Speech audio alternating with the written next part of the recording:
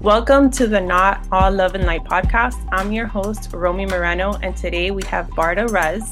He is a sobriety and life coach. Welcome to the episode. Awesome. Thank you, Romy. I appreciate you having me on. Excited to dig in. You're welcome. So why don't you tell the listeners a little bit about yourself? My name is Bardia Rez. I'm the Stop Drinking Coach. You can find me everywhere online under the handle Stop Drinking Coach. I'm the one and only. And I've got a pretty big podcast called the Stop Drinking Coach podcast, which helps people quit drinking. And I also have a coaching program. I have a one-on-one coaching program. I'm just getting ready to launch a group coaching program. And I take a sort of a radically different approach to quitting drinking and going alcohol free than you typically hear in like the traditional sort of recovery community. Yeah, I mean, I've got, you can find my podcast on Spotify and Apple. I've got a huge TikTok with lots of content. So if you're looking for support, insight, I think that'd be a great place to start. But a little bit about myself. I'm 32 years old and I've been alcohol free for about 3.5 years. But before I got here, it was all pretty crazy. So, alcohol, and for me, is interwoven with every aspect of my life. So starting out, I kind of grew up in a really crazy and dysfunctional family. My dad was an alcoholic, and kind of everything you can imagine under the sun in like a dysfunctional family, I experienced, from like what felt like emotional neglect and a lack of safety and stability and, arguments all the time in the family and cops coming to the house at, 3 days a week at 2 a.m. when I was 7, 8, 9 years old. And so it was just a really, really kind of wild experience growing up. I ended up losing my dad to alcoholism when I was 14. He died of alcohol poisoning in his sleep. And growing up in a kind of a crazy family, I saw what drugs and alcohol had done to, I mean, it was the essence of all my pain, right? It was like the thing that tore my family apart. And so growing up, I always told myself I was never going to drink. I was never going to get into drugs. But naturally, as you get into high school and you start partying sophomore year, I started drinking.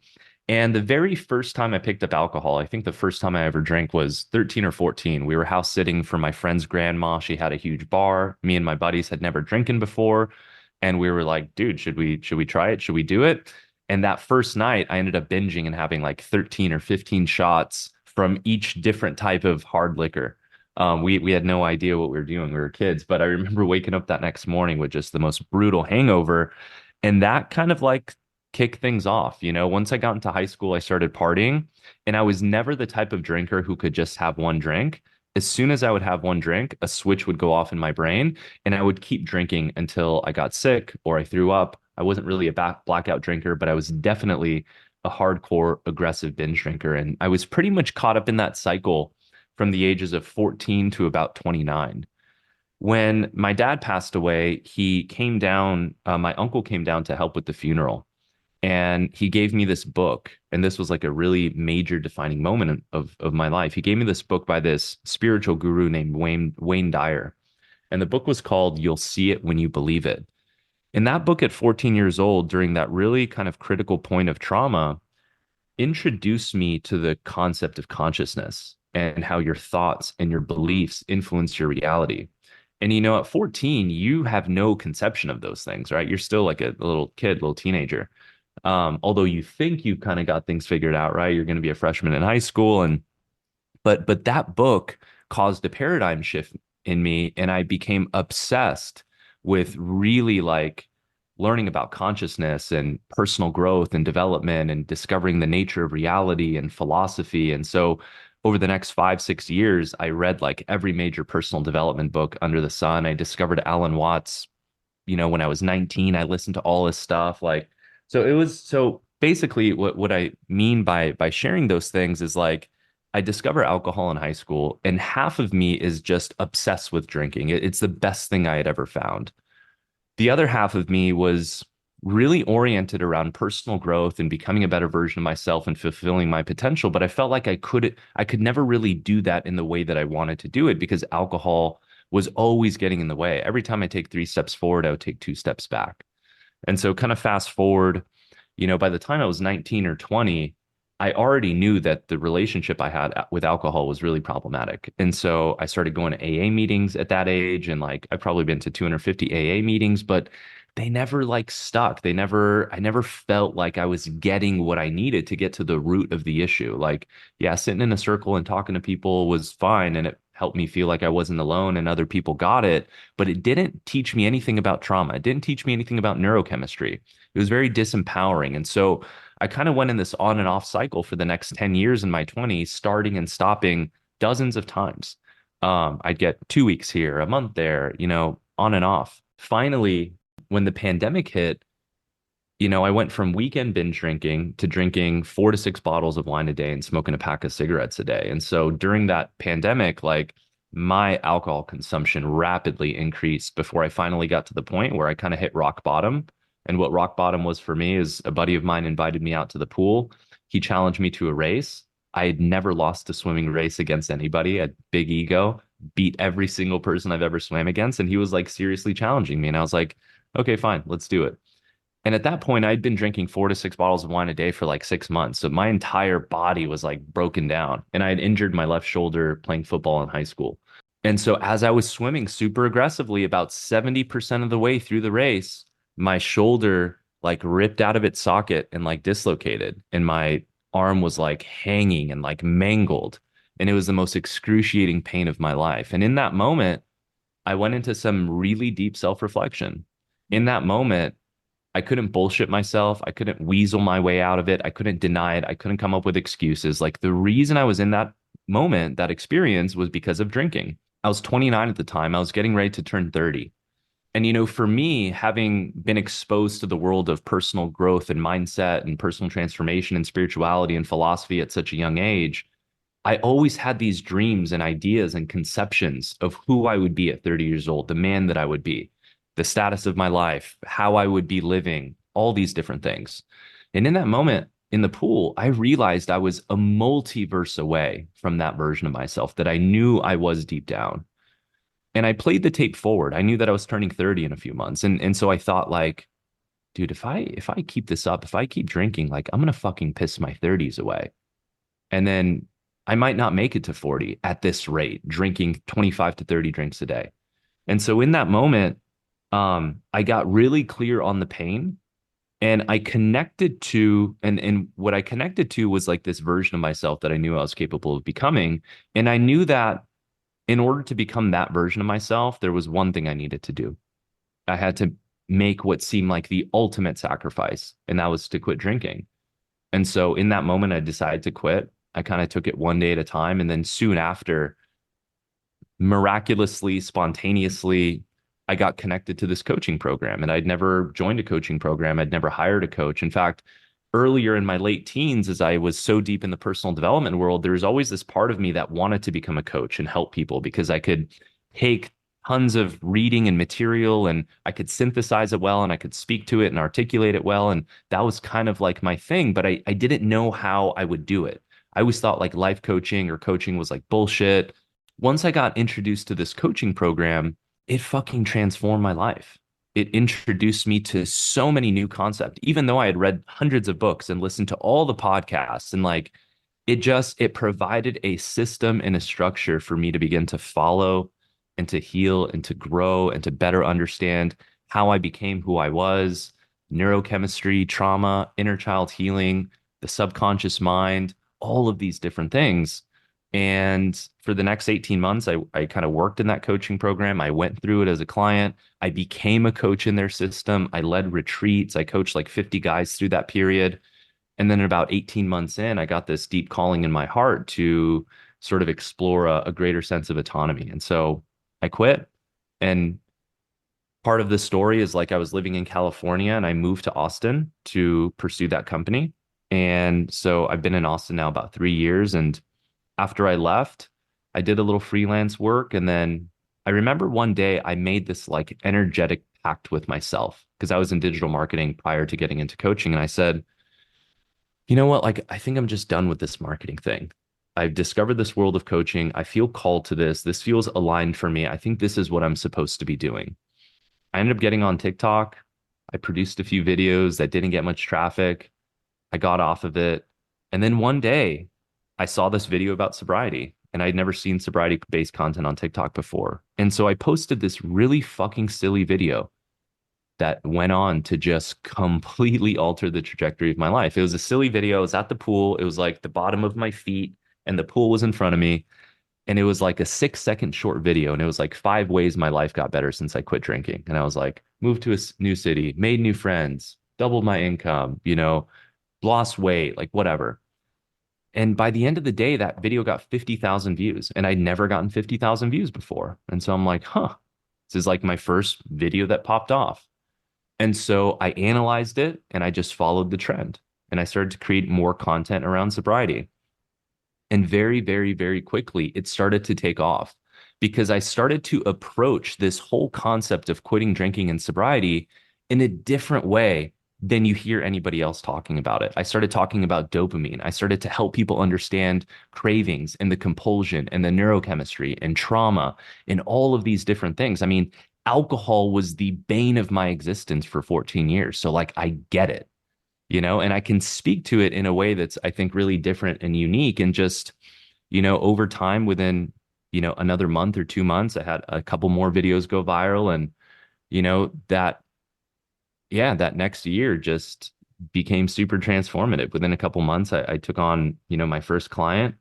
And kind of fast forward to today, I've worked with over 250 people personally.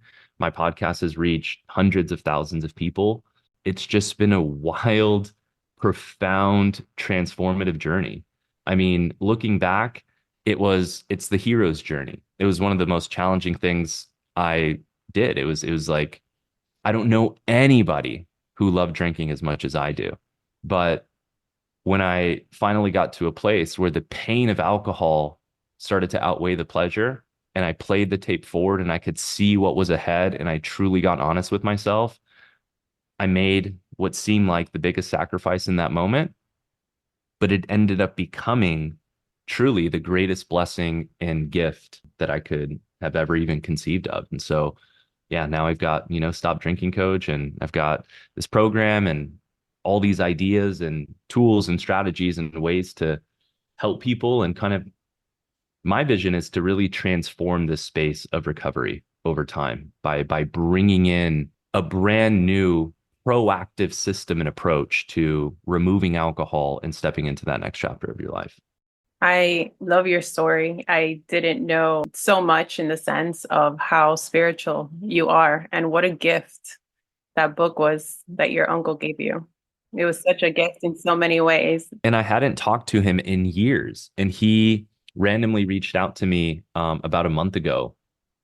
He said his wife found me on Instagram. And so he reached out to me basically after 15 years. And he's like, I'm so proud of you. I'm so glad that you made it. And I finally, there's like family stuff. So we weren't talking, but I'm so glad I had the opportunity to finally tell him, like, listen, that moment, that book that you gave me changed everything for me. And he's like, somebody gave me that book when I needed, and it changed everything for me too. So That pay it forward. yeah, I love that. My dad was an alcoholic as well. And I didn't grow up in the same household as him. And I didn't really see him drink and see him in that space until I was about 16. And when I did, by that time I was already drinking. I too started drinking at a very early age. And because I wasn't around it so much, I didn't see the effects that it had, like on my younger siblings that lived with him, perhaps. But he also lost his battle, not because of the alcohol poisoning, but he actually took his life because of the drinking and the depression and just spiraling. And Wow. I feel so called to help men heal because I actually did not want to work with men prior to that because I had my own traumas around men. And it wasn't until that happened that I realized men need healing and I Wow. need to be able to step into the space, hosting also retreats and workshops and coaching. And I've helped men get off certain addictions and things like that. But I've had a lot of people come to me about becoming sober because I have stopped drinking since November 11th, 2022. And it was I just realized it wasn't working for me anymore. Everybody loved Drunk Romy. Drunk Romy's fun. She loves to have a good time. She's very happy. She's the life of the party. People love drunk Romy, but drunk Romy was not serving me anymore. And the last time I drank, I was celebrating my birthday. It was just Patron nonstop all night long, all night long. And I remember waking up in the middle of the night in my son's room, and I was still wearing the same clothes I went out in. And I'm like, okay, so I didn't even shower when I got home. Great. And when I go to the bathroom, like my bedroom was right across the bathroom. And then I see somebody laying in my bed on their phone. And I had no idea who it was. And I'm like, who the hell is that? And then I realized it was my friend Kira, which thank God, because I would black out. And I was also the type that I always had to have a drink in my hand and constantly drinking that drink. So it was just more of a needing to have a drink in my hand. And then from 1 minute of being just okay, not really drunk, to the next blacked out. And I just realized I felt like shit. It wasn't serving me. I just felt like I just needed to remove it. And it's no coincidence that the minute that I made it with intention, because I had stopped drinking in the past just for a break, not really with the intention of never drinking again. When I had that intention of really stopping to drink because it doesn't serve me, I started realizing things changed, and not the normal things that people would expect, like losing the weight and feeling better and having more energy. Like, yes, those things happen, but I started realizing that my intuition got Mm. sharper.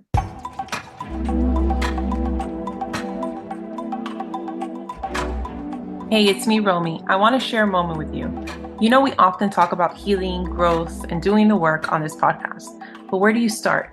When you're feeling overwhelmed by life's challenges, trapped in the past, worried about the future, or like you're constantly battling your own thoughts and emotions.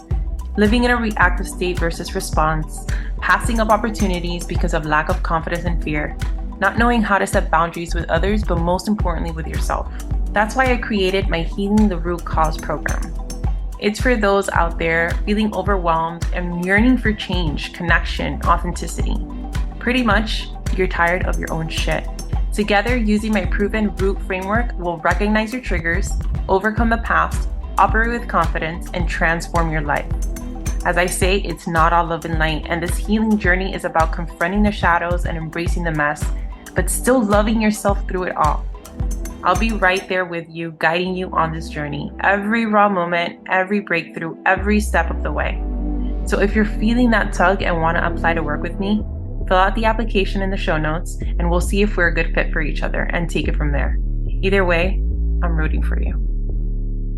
Because I'm a very intuitive person, but I would doubt myself because alcohol would get me anxious sometimes. And sometimes I would second guess myself and not realize, maybe I'm just overthinking.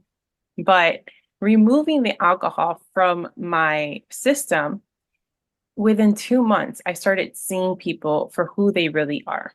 Yeah. I had this one person in my life that showed up as a really close person, business and close relationship. And the whole time they've been gaslighting me and love bombing me. And I would second guess my intuition whenever I would get a feeling about something. I would second guess it. But once the alcohol was removed, I saw her for who she was. And I was able to separate myself from that person. And with everything, I always find everything out. Things always come to me, information always come to me just to confirm that my intuition is correct. My discernment has increased so much. So much. So to me, those two things have helped me not only for myself, but also in the work that I do as a healer, because I could intuitively feel something for someone and I could be more confident in what I'm telling them versus before I'd be like, I'm telling you, but maybe, don't listen to me because I wasn't so certain with myself. I wasn't so secure. But I am, and my circle has completely changed since I stopped. And it's more like a triangle. There's probably like two people around, but Yeah. it's fine. It's totally fine because I could see also the connections, like you said, that you stopped drinking and then you started meeting these people and things started happening that made you be in alignment with the work that you're doing now. Such a Yeah. big sacrifice, right? Mm. That you thought in that moment brought so much greatness, not only for Yeah. you, but for so many people that you're helping and so many Yeah. people that are connected. And even us, there's no coincidence on who we connect with because you're very much in alignment with the work that I do. Yeah. So I love that. Yeah. So I just think that there's a lot of people that are curious about alcohol. Alcohol, I've realized they're making a lot of alternatives and things like that because people are starting to realize that alcohol is making them feel like shit. Yeah. Yeah. It does. It serves, no purpose, at least for me. And it just blows my mind how it's legalized and other things are not that could Yeah. actually help people heal. It's wild when you really think about it. Thank you for sharing your story. You're welcome. Sorry to hear about your father. Yeah, removing the alcohol, when you remove it long enough and intentionally, and I think that's a big key, right? Like the importance and power of truly setting an intention, right? An intention is like the energetic current of life.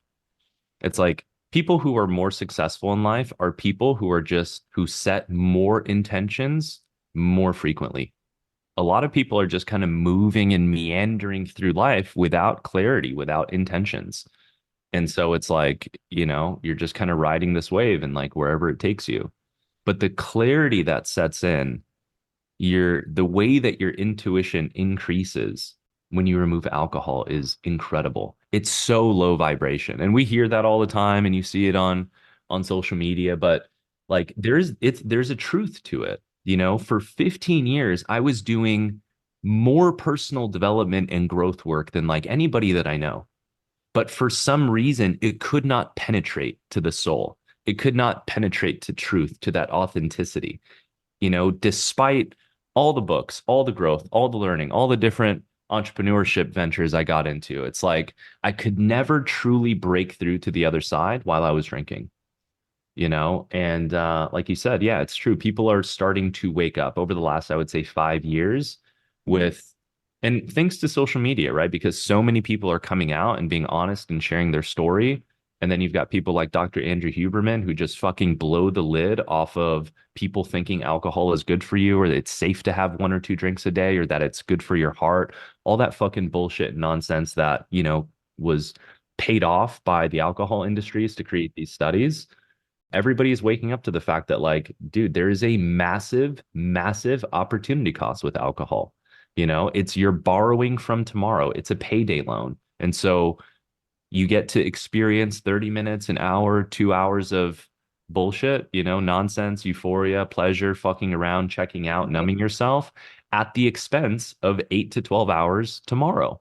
And if Shit you are took a me like heavy, 3 days to recover. yeah, I'm like, I'm too old for this shit. exactly. I And got if you're a shit to heavy, do. yeah, and if you're a heavy drinker, it's going to take a minimum of 3 days, probably about 5 to 6, maybe 7 to get back to 100% clarity. So people who are on this like train, this merry-go-round of drinking 2 to 3 days a week as these weekend warriors are like constantly turning to wine after work, dude, you're creating a mental, emotional, physical, and neurochemical debt cycle that eventually is going to have to be paid back. You have to get honest with yourself. It's like, what are we doing? You know, what are we doing here? We have a finite, undisclosed period of time left on Earth. We all live as if we're going to live forever, as if we're just going to be the lucky one that dies of old age, but statistics say different. Yeah. If you've got 30, 40, 50, 60 years left, like what do you want to do here? Start with the end in mind. Who do you want to be? How do you want to be remembered? If you could wave a magic wand and live your dream life, what would that be? Define that, get clear on that, reverse engineer the process, find community, find support, find coaching, and fucking go after it. There's never been a better time in history to be able to create the life that you want with access to information, tools, knowledge, resources, social media. I mean, Community too. There's so community. much community. Community is so key. I mean, I've tried quitting dozens of times.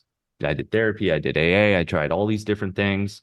And it wasn't until I got into a community of like high performers and individuals who were operating on a different frequency that allowed me to that provided the sense of structure and system and accountability that truly allowed me over a long enough time horizon to radically transform my life.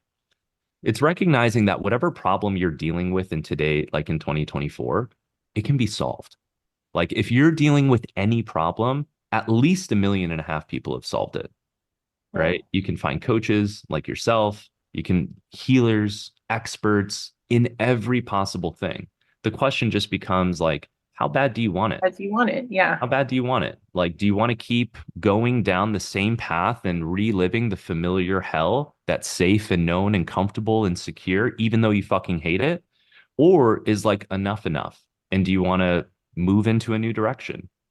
And Yeah. it's scary. It takes balls. It takes a tremendous amount of courage. But the good news is you just have to take it one day at a time. You Right. don't even have to quit drinking forever. I'm 3.5 years alcohol free, and I still haven't decided whether or not I'm drinking again because there's no need to, right? Mhm. You just take it one day at a time. And then I encourage people to plug into some sort of system, have accountability, have structure, have tools, start learning how to cope, start learning mental and emotional regulation, which is the foundation and basis of what I teach. That you don't hear. You never hear that term mental and emotional regulation. You go through high school, you go through college, nowhere do people talk about how all of reality is filtered through your mind and filtered through your emotions. Right. So if you don't have a good grasp on your mind and you have a shitty relationship with yourself and you're just constantly assaulting yourself in your mind, how do you expect to be successful, to be happy, to pursue the things that you want, to create the life that you don't want to escape from?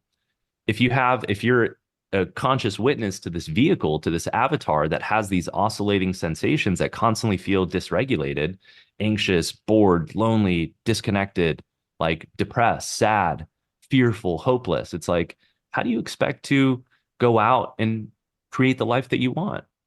Like the most important things in life, I believe, like, if you want to really get on a track record of success, is start paying attention to your mental and emotional regulation. Because if you can, optimize those two modalities, the entire spectrum of reality becomes available. If you learn how to better manage your mind and better manage your emotions, everything becomes available through that process, Yeah. as you I know. agree. I agree 100%. I was actually thinking this morning, some of the things that happened to me now, if this would have happened to me, let's say 7 years ago, I would have been breaking down like if the world was completely collapsing on me. But I do have the belief, 100%. It's a belief that's instilled in my DNA that even the things that I'm not happy about, the hard things that happen to me, I know that they're happening for a reason for me. And it sounds so cliche, like everything happens for a reason, but I know that I cannot see it at the moment, but I know that it's happening for me. And I love that. having that mindset shift has really brought me so much peace. Yeah, And my central nervous system is so calm to me because I did also grow up in a lot of chaos and trauma and abuse and a lot of things happening that I had a very dysregulated nervous system. Where I'm at now, that is my most prized possession, my peace. mm, So if anything costs me my peace, it's too expensive. yeah, Whether I like that. it's anything, whether it's a relationship, whether it's an offer, a job, ponytail, I don't care. If it's costing me my peace, I'm taking it off. I love that. And that's such a I think that's such a major step in our conscious evolution as human beings. I mean, I believe that what we're doing here for 70, 80, 90 years while we're alive is we are on a sort of spiritual journey of evolving our consciousness. And when you grow up in a dysfunctional family in an unstable environment with trauma and you don't get that kind of support and stuff that you need through that developmental period, Yeah. it's natural, right, when you experience a lot of trauma to live in sort of a victim mindset. right? That Mhm. like the world is out to get me, the world is unsafe, people can't be trusted, I'm not good enough, right? You're operating with all these limitations and perceptions that are disempowering. And so you look at everything through the lens of this is happening to me and you feel powerless. But there's like kind of three stages of evolution in this consciousness. I mean, there's many, many more, but a really simple framework is at the lowest level, at the lowest sort of vibration, when you're operating in a victim mindset and you feel sort of powerless to life, you believe and operate under the assumption that life is happening to me. So that the world, outside forces are imposing these circumstances on me and I can't do anything about it. I'm just the butt of the joke and I have to deal with it. Right. The next evolution of consciousness is where things begin to change. And this is where you begin to look at yourself and you start to look at life and you start to operate through the perception and lens of life is happening for me. So every challenge, every circumstance, every person, everything that's going on, you start to look at it through a more empowering lens and you start to see that, hey, these things that are happening for me somehow, for my growth, for my learning, for my ability to begin to address it, to acknowledge it, to heal, to be more self-aware, to become more organized, to try to be more mindful, to be more heart-centered, to be more compassionate, to be more proactive, right? And then the next stage, and this is where things really start to kind of change and transform, is once you operate through the life is happening for me for long enough and you start to really take this like more proactive homeostasis based not harmonious relationship to life where you're not fighting it anymore and you're not operating in a victim mindset, then you get to life is happening by me. And at that stage you begin to take complete full ownership and responsibility for your entire experience of reality, all of it, the inside and the outside, because the outside is simply a projection of what's inside, right? And so every person, every circumstance, every feeling, every thought, every emotion, every situation you find yourself in, there's a level of ownership and accountability that becomes integrated where it's like, not only is this happening for me, but it's happening by me. I'm responsible for this, Creating this. right? To Mhm. some degree. And that could be a hard pill to swallow and a place to traverse for a lot of people, especially if you're going through a lot of pain. But as you begin to release your attachment to being right, release your attachment to being so fearful, release your attachment to being the victim, you can begin to see that no matter what is happening, you play a role somehow. And maybe not in your childhood where you were powerless and you had adults who could have maybe imposed certain painful experiences on you, but now as an adult, while you may not be responsible for everything that happened in the past, you are responsible for your healing and how you're going to process and integrate those things and how you're going to move forward. I always say that you're not responsible for what happened to you, but you're responsible what happens moving forward. Yeah, what Yeah. you do with it, what you the Right. story that you decide to tell yourself about it, right? Are you going to take those things and attach to them and continually use them as a reason why, as an excuse why? Or are you going to find the gold? Are you going to find the wisdom? Are you going to find the silver lining and use that as a way to become more resilient, more empowered, more self-aware, more proactive? I mean, that's the journey of life, is each and every one of us has a crazy past. Each and every one of us has stories. Each and every one of us has aspirations and goals and dreams. But the question becomes like, so what are you going to do? People try to compare their pain, their traumas to other people, like, oh, it's not that bad. I went through this. But what people don't realize is the way that our body receives that trauma or that pain, it's the same feeling. It doesn't matter what happened. There's not one that's worse than the other. Logically, something could seem worse, but the way that our body responds to the pain, to the trauma, could be exactly the same Yeah. as somebody Yeah. else. So it Yeah. doesn't really make anybody that special. Like, oh, this is, Yeah. you're worse off. You're more of a victim. Totally. Totally. Yeah. I recorded a new podcast episode yesterday. It's called Discomfort is the Compass. And discomfort, it's like pain, discomfort, it's all kind of the same. Whether you're bored, like that's uncomfortable. Whether you have a craving, that's uncomfortable. Whether you're a little socially anxious, that's uncomfortable. Whether you have this memory from the past that produces a fight or flight or anxious experience, that's uncomfortable. Discomfort masquerades itself and is wrapped in a thousand different shiny bows. But at the end of the day, viscerally, somatically in our body, it's pins and needles. It doesn't feel good. Right. Right. And so being able to recognize that and then beginning to develop that courage to begin processing through it is a huge step. I told you how when I stopped drinking, how my circle changed and my intuition and my discernment increased. Do you feel the same things have happened with you? Absolutely. Yeah. As soon as I quit drinking, within, I don't know, maybe 6, 8 months, it started to feel like all the books that I read, all the podcasts I listened to, all the work, all the research, all the philosophy, all the spirituality, all the work, it felt like it all started to just hit at once, like a speeding bullet train. It's like they were all like just sitting on my shoulder, like waiting to just tip over. And all I needed to do was remove the alcohol long enough and find a way to do that sustainably for quite literally every single thing in my life to become better and improve dramatically. And the raw, honest truth is the one part of quitting drinking that everybody's kind of terrified of is the social aspect. What's going to happen? Who am I going to hang out with? What are my weekends going to look like? And that seems really scary when you're deep in the alcohol, you know? And to be absolutely honest, that part of your life does take a hit. It does take a hit, right? When you're alcohol free, you don't really like going to bars and hanging around other people who are drinking. It's not that cool. The conversation's weird. They start getting loud and laughing at shit that's like dumb. You just kind of disconnect. And everybody's different. Some people have a circle of friends that like all drink, and that's tough because you're going to have to venture out and kind of mingle and maybe find some and develop some new, healthier relationships. Other people might have a community of people who maybe have friends whose lives aren't oriented around alcohol. So integrating back into that kind of social thing is a little easier.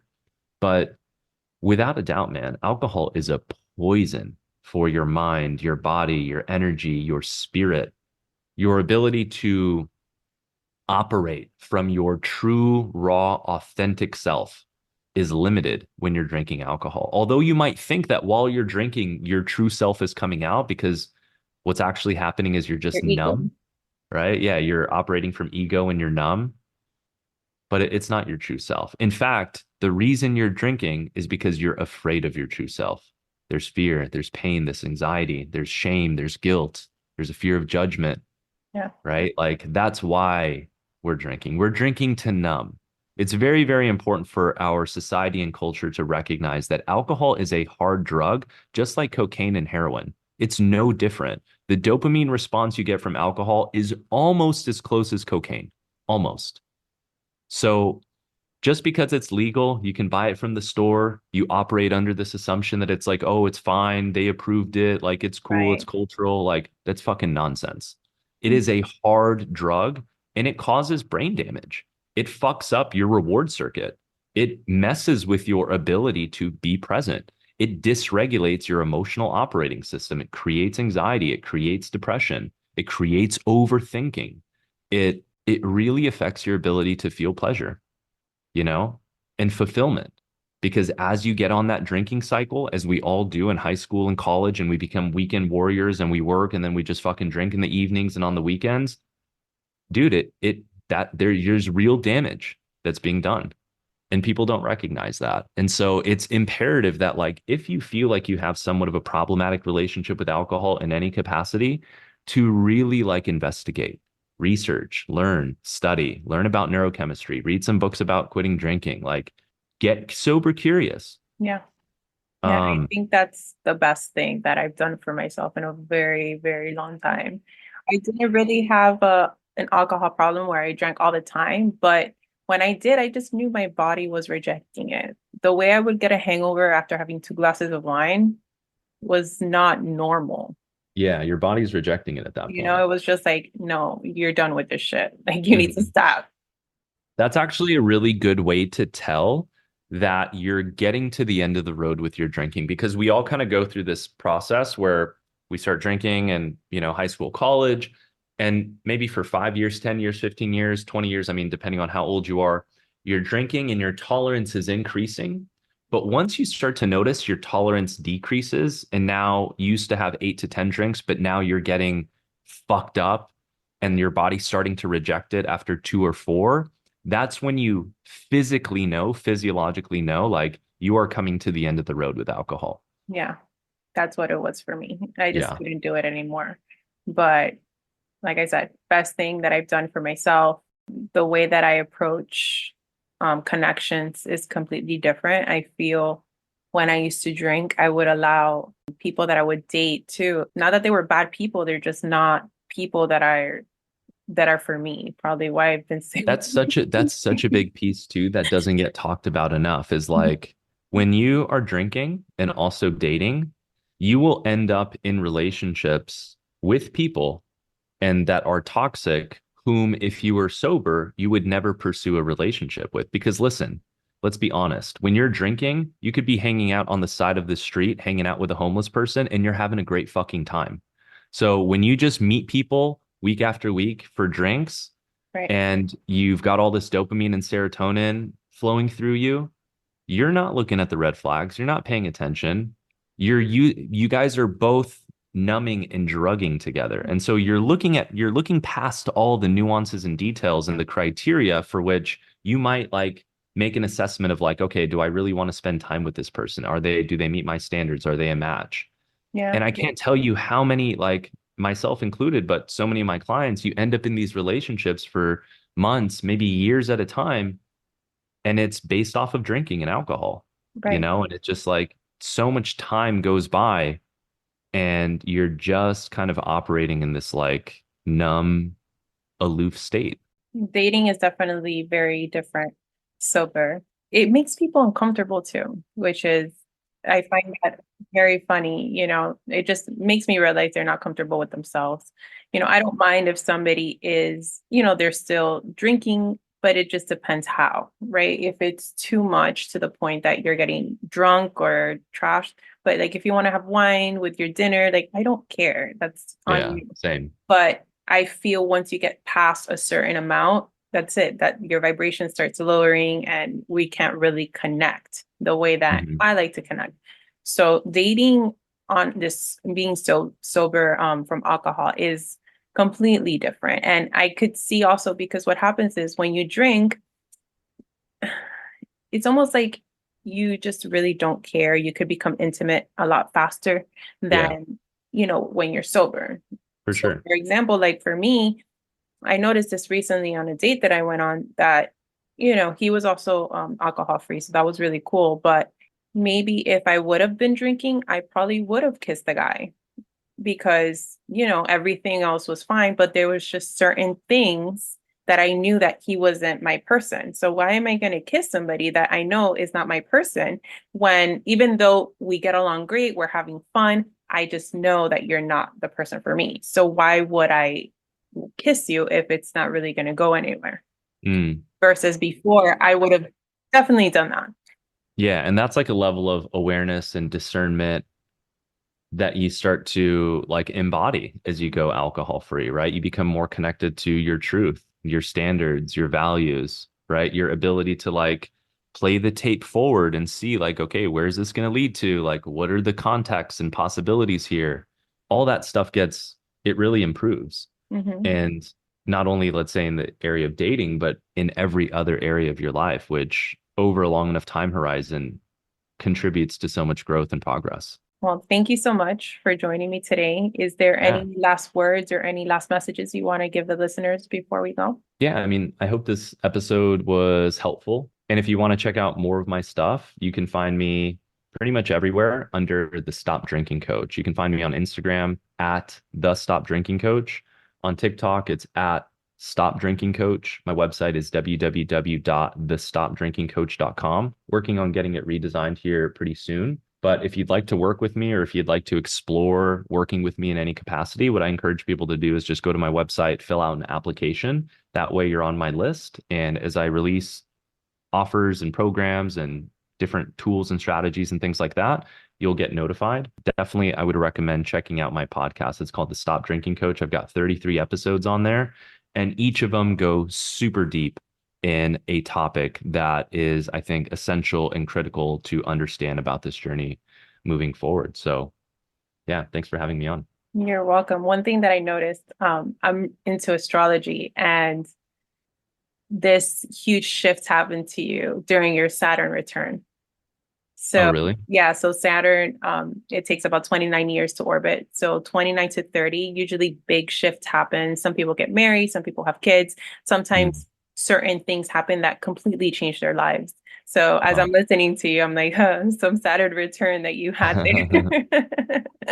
Interesting. I Yeah. haven't gotten super deep in astrology, but it's always kind of interesting to explore. Yeah, it's helped me, so much, but that's another topic for another day. Thank you so much for allowing me to have you on here and share, what you do. I feel it is very important, especially people have come to me because of my own alcohol-free journey, that they want to be able to go on this path, but they're scared. They're so scared because what's going to happen when they remove it? What Yeah. fun are they going to have? Me personally, I wake up really early. So if I have to go out because my friend is performing or I'm going to go to a concert or something, I am with that sparkling water and I take a packet of Celsius and I'm just like breaking it up That's and good. make myself a mocktail just so I could stay awake Celsius. for the night.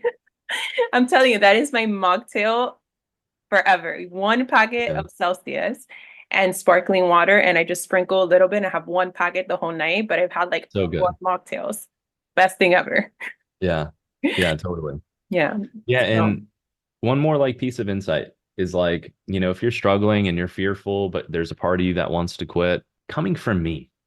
I mean, alcohol, and I don't say this to compare. Like, I don't know anybody who loved alcohol as much as I did, who is as obsessed with alcohol as much as I was, who was drinking as much as I was. I mean, I've probably, out of 250 people I've worked with personally, maybe two people were drinking as much or more than me.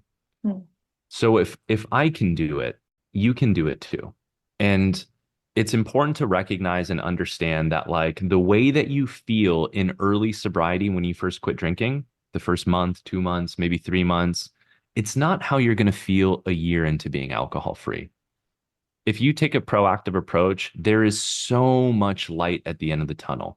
Everything that you want and have ever dreamed of becomes possible when you remove alcohol from your life if you take a proactive approach. I mean, it is the springboard for profound change and transformation. And so remember that the fears, the anxieties, the worries, the doubts, all those things are temporary as your mind, as your body, as your spirit is physiologically learning to withdraw from this alcohol soaked culture that is keeping you numb, dumb, and distracted, from your truth, from your authenticity, from your power. And so to just have hope, it's absolutely possible. and I think that's what makes you a really great coach, because you know that if you were able to do it, anybody could do it, because that's part of Sure. the reason why I started wanting to help people on their journey. Because I was like, as fucked up as I was, if I'm able to get here, anybody could do it. And you Yeah. use your experience and you use the tools you learned for yourself, and you've actually done the work in order to help other people. You didn't just go through a course. You did, but you didn't just do that. You Yeah. actually did the work in order to be able to help guide people. And I love the fact that you integrate the spirituality and the trauma work and the inner child work. All of that is so important in Hmm. the work that you're doing. So, And I love the work that you're doing. I mean, in the world that we live in today, men need healing. you know there's the archetypes of masculinity have been degraded, just the whole thing, men repressing their emotions, trying to pretend like they've got it all together, yeah. being fearful of their truth and authenticity, Mhm. their inability to emotionally remain present and regulate during times of stress. Like there's so much healing that men need for sure. So you're doing really, really powerful work. Thank you. Yeah, a lot of the majority of my clients are men. I work with both, but it wasn't until what happened with my father that I felt, called to help men in that aspect. And it's just, I get goosebumps just thinking about it, because just seeing a man like that's just holding back. And once I ground them and I'm there for them and I'm holding that space for them and they're allowed to be completely vulnerable and release and just completely process, it's such a beautiful thing. It's such a Yeah. beautiful moment to see a man. I could almost get emotional because they've been suppressed so much to just not feel. And I'm Hispanic, so in Hispanic culture is like that macho Yeah. machismo thing.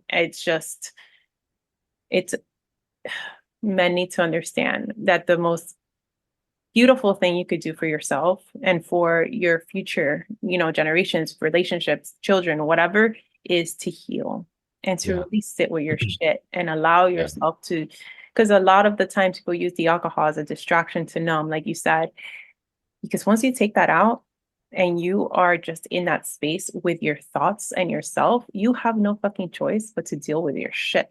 You have to figure it out. And that's why it is such a profound transformative journey. There is nothing in life that will force you to be present and to grow and to deal with your shit than by removing the easy coping mechanism, Yeah, you know? I agree. Well, thank you, I Bardo, love it. once again. This has Yeah. been amazing. It's Awesome. a pleasure Awesome, to have Romy. met you. Yeah, likewise. It's great to Guys, connect. please share this episode with anybody you feel that might need it. I challenge you, if you are sober curious, to tap into it and lean into it. Maybe sit with yourself and ask, where is this coming from? And remember, guys, it's not all love and light.